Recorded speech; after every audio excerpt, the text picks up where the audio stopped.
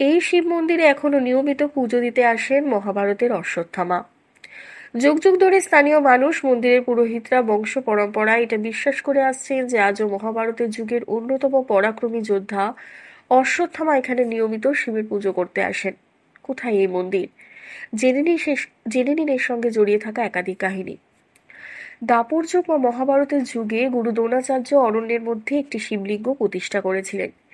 এখানেই দ্রোণাচার্য তার অমর পুত্র অশ্বত্থামার গোপন অস্ত্রের শিক্ষা দিতেন। গুরু দ্রোণাচার্য এখানে তার শিষ্যদের ব্রহ্মাস্ত্র এবং শব্দবেদী মানের মতো বহু ঐশ্বরিক অস্ত্র শিক্ষা দিয়েছিলেন। এই স্থানটি ছিল গঙ্গার তীরে।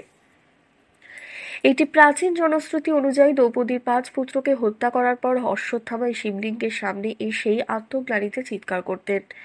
তারপর ক্ষীরেশ্বর বাবা তাকে সমাধিতে থাকার আশীর্বাদ করে বলেন, অশ্বত্থামা স্থান হবে সপ্তর্ষিমণ্ডলে। এই প্রবর্তি এই পবিত্র স্থানটি রয়েছে উত্তরপ্রদেশের কানপুর মহানগরীর গ্রামীণ এলাকার বাঙ্কা ছাতারপুর শিবরাজপুরে। পবিত্র মন্দিরটি বাবা ক্ষীরেশ্বর ধাম নামে পরিচিত। কথিত আছে যে আজও মহাভারতের যুগের অন্যতম পরাক্রমী যোদ্ধা অশ্বত্থামা এখানে নিয়মিত শিবের পুজো করতে আসেন। এখানকার পুরোহিতরা বংশ পরম্পরায় বাবা ক্ষীরেশ্বরের সেবা করে আসছেন। পুরোহিতদের পূর্বপুরুষদের মতে সকালে এখানকার শিবলিঙ্গে বুনো ফুল ও জল দেখেন তারা। প্রতি রাতে স্নান ও শিবলিঙ্গ পরিষ্কার করার পর মন্দিরের দরজা বন্ধ করা থাকলেও রোজ সকালে এখানে মন্দিরের দরজা খোলা অবস্থায় পাওয়া যায়। বের পুজো দেওয়া হয়ে গিয়েছে এখানে। তাদের সকলেরই বিশ্বাস যে অশ্বত্থামা এখনো প্রতিদিন এখানে পুজো করতে আসেন। ওই পবিত্র মন্দিরের পুরোহিতদের বিশ্বাস, অশ্বত্থামার দর্শন পেতে পারে বর্তমানে এমন দিব্যচক্ষু আর কারো নেই। শেষবারের মতো অশ্বত্থামার দর্শন পেয়েছিলেন পৃথ্বীরাজ চৌহান। এই শিবলিঙ্গ আজ থেকে প্রায় 500 বছর আগে আবিষ্কৃত হয়েছিল। এই শিবলিঙ্গের আবিষ্কার নিয়ে একটি বিখ্যাত কাহিনীও প্রচলিত আছে।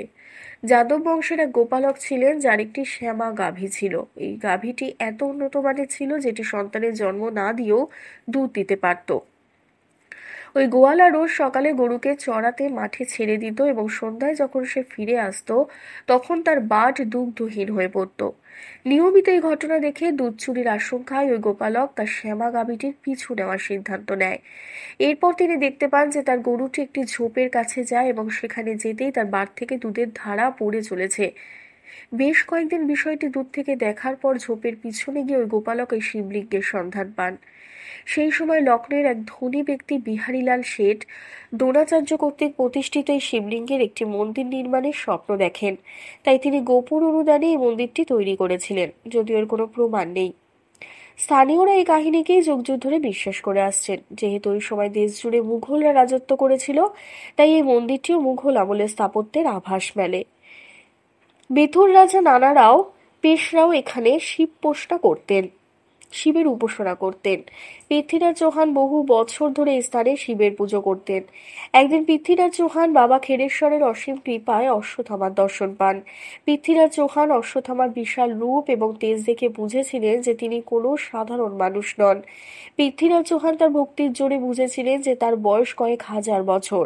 পৃথ্বীরাজ চৌহানের পর কেউ জানতে পারেনি কিভাবে শব্দবেদী তীর ছুটতে হয়। পৃথ্বীরাজের ভবিষ্যৎ দেখে অশ্বত্থামা তাকে শব্দবেদী তীর ছোড়ার পদ্ধতি শিখিয়ে দিয়েছিলেন। আর এই বিশেষ শিক্ষা ও ক্ষমতাকে কাজে লাগিয়েই পৃথ্বীরাজ অলৌকিক উপায় মোহাম্মদ ঘুরিকে খতম করে ইতিহাস তৈরি করেছিলেন। মোহাম্মদ ঘুরি পৃথ্বীরাজ চৌহানকে বন্দী করে তার চোখ উপড়ে নেন। দৃষ্টিহীন পৃথ্বীরাজকে দ্বন্দ্বযুদ্ধে আহ্বান জানান মোহাম্মদ ঘুরি। ঘুরি ভেবেছিলেন অন্ধ পৃথ্বীরাজকে অনায়াসে হত্যা করবেন তিনি, কিন্তু দৃষ্টিহীন পৃথ্বীরাজ মোহাম্মদ ঘুরির কথোপকথন শুনেই অশ্বত্থামার দেওয়া শিক্ষা, যেটি শব্দভেদী তীর ছোড়ার কৌশল, সেটিকে কাজে লাগিয়ে শত্রুকে হত্যা করেছিলেন। ক্ষীরেশ্বর বাবার মহিমা অসীম। ভক্তরা এখানে তাদের মনস্কামনা পূরণের আশায় দূর দূরান্ত থেকে ছুটে আসেন। ক্ষীরেশ্বর বাবার মন্দিরের কাছাকাছি একটি হ্রদও রয়েছে, যেটির নাম গন্ধর্ব সরোবর। ধন্যবাদ।